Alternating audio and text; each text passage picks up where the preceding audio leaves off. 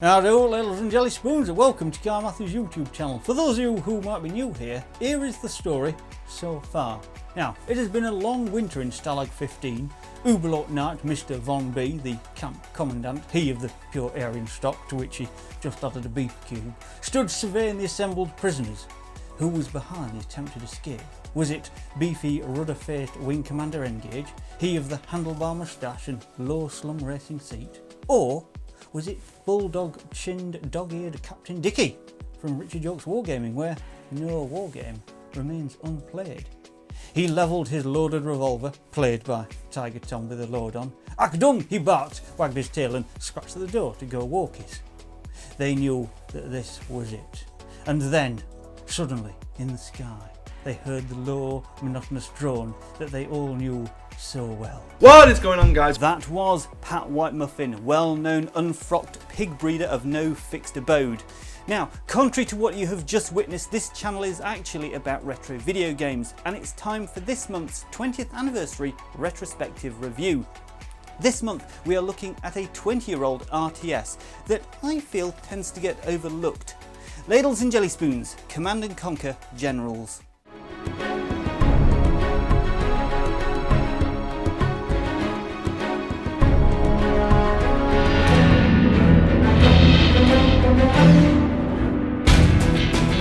In the modern world, great leaders resolve their conflicts with words.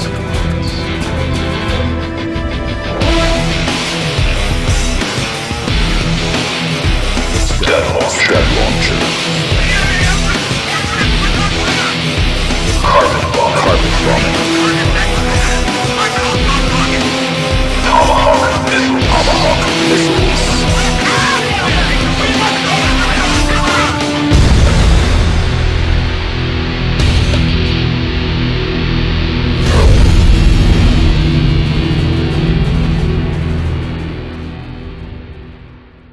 Command & Conquer Generals is a real-time strategy video game developed by EA Pacific and published by EA Games. It was released for Microsoft Windows and a Mac OS version followed in 2004, although the Mac OS version was published by Aspire Media. Right, the Mac OS X version were re-released by Aspire for the Mac App Store in March of 2005, and I know you're all asking, no, Command & Conquer Generals does not appear in the book 1001 Video Games You Must Play Before You Die by Tony Mock. So it's okay, Mr. B, you don't have to add this one to your list. Although, I think you might quite like it, you know. Tell you what, if he plays it and lets us know what he thinks, we'll include Mr. B's retro reviews in future episodes. In Command & Conquer Generals, you, the player, can choose from 3 different factions: the Global Liberation Army, the GLA, China, or the United States. An expansion pack entitled Command & Conquer Generals 0 Hour was released for PC later the same year, with the Mac OS X version following in 2005. Both Generals and 0 Hour were reviewed very highly, and a follow-up game, suitably titled Command & Conquer Generals 2, was in development. Sadly, it was redeveloped into the free-to-play game Command & Conquer. Originally planned for a Christmas 2013 release, this skirmish multiplayer was set to have a pay-to-play campaign, sort of in the same vein as episodic DLC. But EA stopped development and cancelled the project. At the time, the official reason for the cancellation was negative feedback over the pay-to-play economic-based mechanics. But shortly after the game's cancellation, an unidentified staff member from the dev team posted on an official forum for the dev team that had a public-facing section. Now, they posted an alpha build game and remarked that the reason for the game's cancellation wasn't the negative feedback, but corporate shenanigans. Ooh, spicy! Command & Conquer Generals ran on the extended version of Command & Conquer Renegade's 3D engine, Sage. I need you, Sage. Actually, Engage, it stands for Strategy Action Game Engine, and within Command & Conquer Generals, it includes the map editor named World Builder. This was only included in the PC version of the game. The beauty of World Builder was its features, such as an intelligent road system that was able to detect where the player wanted to put an intersection, a tool for scattering flora around the map as opposed to having to decide where to put each and every weed, flower and grassy outcropping, a waypoint and area trigger that the AI could use. Waypoints also determine the starting point for the players on skirmish maps, a robust terraforming tool and a scripting system that was meant for the missions in the single player campaign.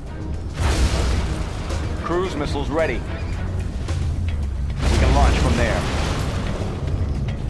Tomahawk systems online. Standing by for coordinates.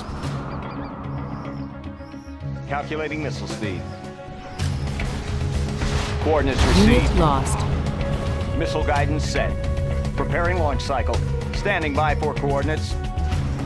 Cruise missiles ready. Command and Conquer Generals operates in a similar manner to that of other titles in the series. Players construct a base and train units, acquiring resources on one of the game's maps to fund this, and then defeat their opponents by eliminating their bases and armies. Various unit types are available for training, ranging from infantry to ground vehicles and aircraft. Each focuses on a specific role, e.g. anti-vehicle, whilst base structures are divided between unit production, support facilities and defensive countermeasures. Success in the game relies upon making the most out of mixing units, utilising their advantages whilst countering their disadvantages with other units in order to win against opponents. For example, rifle infantry are useful against countering anti-vehicle infantry, but need to rely on tanks to counter anti-infantry vehicles. Units that survive and manage to kill other units gain veterancy points, earning chevrons when they level up, effectively improving their abilities and making them more powerful. At the highest level, it also grants the ability to repair any damage when out of combat. Training can be queued at production structures and units sent to a rally point designated by the player, with the ability to research upgrades and improve certain units. In addition, players can also deploy super weapons, which can decimate the opponent's forces, though they must wait for a cooldown period to end before they can use it again. Factions in the game function similarly to how they operate, but maintain differences in units and strategies. The United States relies on high-tech weaponry such as drones and a dominant air force to deal with opponents. They are able to use supply units to airdrop rifle infantry into occupied buildings alongside flash grenades to clear them out. In addition, they can improve power plants and their defensive structures linked together to deal with enemy units. They also collect more supplies than the other two factions, but their units are more expensive to produce. Construction crews have arrived, sir. You'll need to get our base set up before we're overrun by the GLA. China relies on stronger tanks and artillery units. They can use hackers to claim buildings or produce additional funds. In addition, their troop transports can detect stealth units, whilst their tanks and infantry can occur horde bonuses when grouped together. However, their power plants can cause damage to surrounding units and buildings when destroyed. They maintain a weaker air force and require large armies to make horde bonuses work effectively. Going up. What's the story? Made in the US of A. Standing by for coordinates. The Global Liberation Army rely on cheap units and terrorist-style guerrilla combat to overcome opponents, in which several vehicle units can be upgraded by salvaging parts from defeated enemy vehicles. Infantry can also claim these for funds, using specialist infantry units to create ambushes. In addition, they do not require power for base structures, and any buildings that are destroyed will be automatically rebuilt if the enemy fails to destroy a tunnel entrance that is left behind. However, they must use builder units to collect supplies, with several being needed to ensure funds are steady. And they cannot build air units. This is compensated by them having more anti-aircraft units than the other two factions. Generals functions differently to other Command and Conquer titles in the series, in that base construction relies on dedicated builder units rather than a central construction building, but with the added ability of being able to construct buildings anywhere on the map. Resources are restricted to supply docks that have a limited amount for collection, with each faction able to construct units or buildings that provide continual resources as long as they're not destroyed. In addition, players can also make use of general abilities, a unique set of bonuses that can be purchased upon earning experience points during the game, which can confer additional abilities such as support powers, e.g. airstrikes, improvements to certain units, or access to additional units for construction.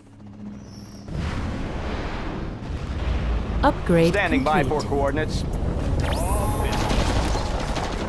Instructions confirmed. Heavy armor ready for action. Tomahawk systems online. Calculating missile speed. Instructions confirmed. Let's In build. single player mode, players can tackle one of 3 campaigns, each dedicated to a faction and consisting of 7 missions, while a training mission is provided to allow new players to become accustomed to the game. Players can freely choose which campaign to tackle and at what difficulty, with each mission becoming moderately more difficult and featuring different scenarios to tackle. Multiplayer games can be played both over the internet or a local area network. It adopts a similar format to the skirmish mode, whereby the goal is to eliminate the other player. Games over the internet can be completely random in the form of a quick match, or players can play in custom matches where the number of players, maps and rules are decided upon by the host. The online features originally worked via GameSpy servers, but these were sadly shut down in 2004. The Mac OS version of the game, released for the Mac App Store, did not support multiplayer. Apple discontinued Game Center for online play with the release of Mac OS Sierra. It would appear that we are once again covering a game where talking about voice acting talent isn't really possible, unlike many Command & Conquer games in the past that have really embraced the live action cutscene and pulled from such talent as Andrew Davidoff, J.K. Simmons, George Takei and Tim Curry. Space! Generals just went with the standard voiceover during the in-game briefing for each mission. But one thing we can talk about is the soundtrack. Generals presents players with a separate music score for each faction. The United States theme music consists of grand militaristic scores composed by Bill Brown and Mikhail Sandgren. China's musical themes feature apocalyptic orchestral scores combined with East Asian instrumentation. The GLA faction soundtrack can be described as a combination of Middle Eastern and a few South Asian sounds coupled with heavy metal music.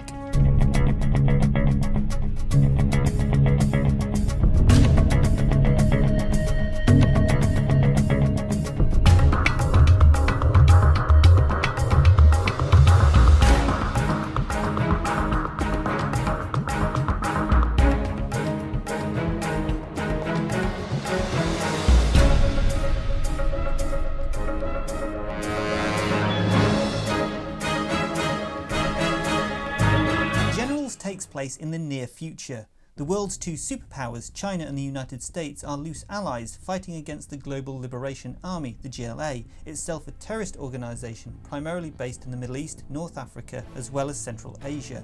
In chronological order, the campaign is played through the Chinese, GLA and then the United States perspective respectively. A military parade in Beijing is attacked by GLA forces, culminating in the detonation of a stolen Chinese nuclear warhead at the beginning of the GLA's incursion inside China's borders. The Chinese mobilised to stall and contain the GLA, having to destroy the Three Gorges Dam as well as the Hong Kong Convention and Exhibition Centre in process. Now on the offensive, the Chinese launch into GLA strongholds, arriving at the terror cell's main headquarters in Dushanbe. Utilising nuclear weapons, the Chinese put an end to the GLA's offensive.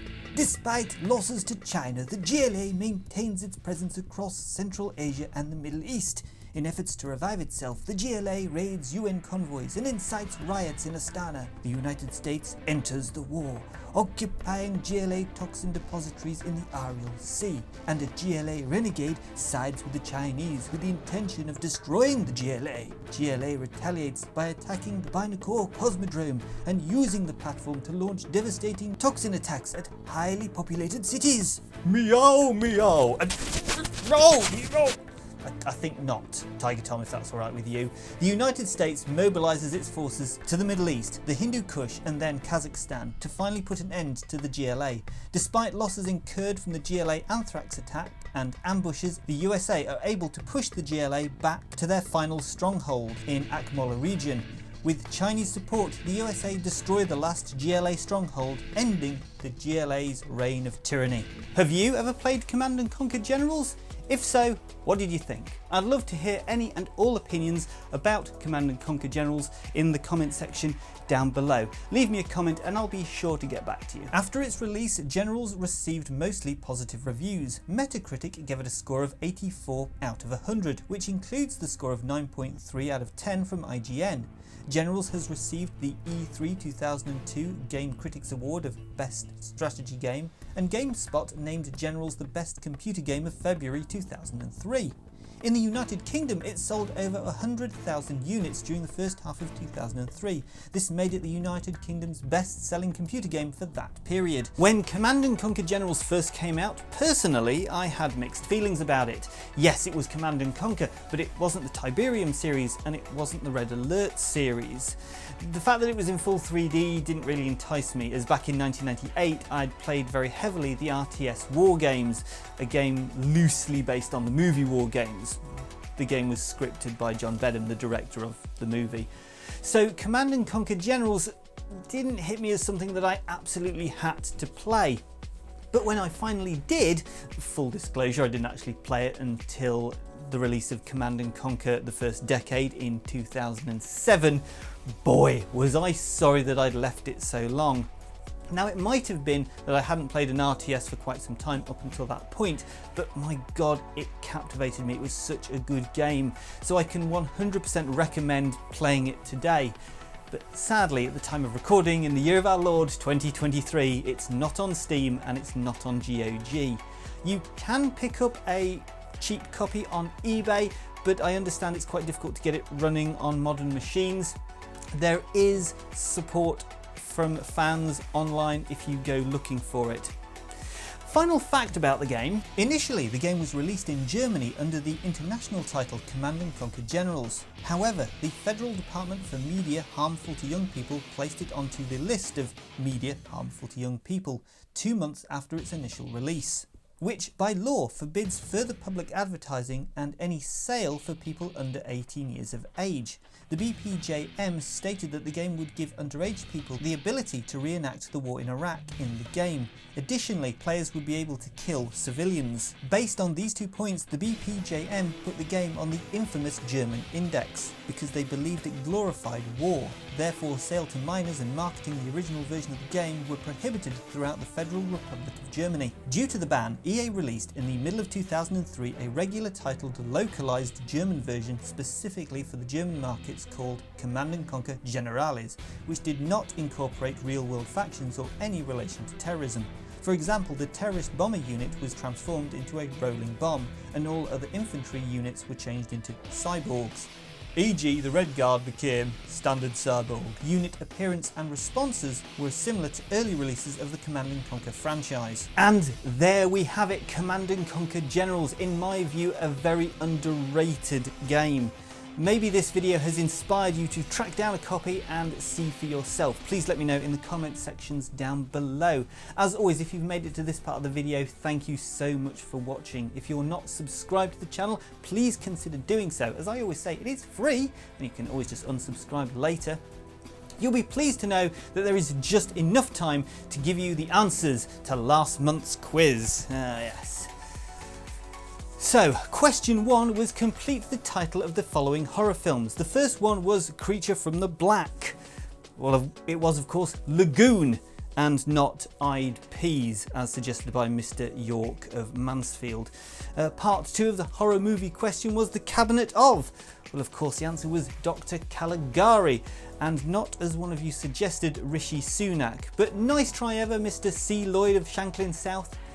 And finally, the title of the classic movie was Gone with the Wind, and not The Christmas Club Money, Mr. 149311 of Bath. Or even Gone with the Lodger, as suggested by Pat Whitemuffin. Can't help feel there's a bit of a deep-seated personal grievance there.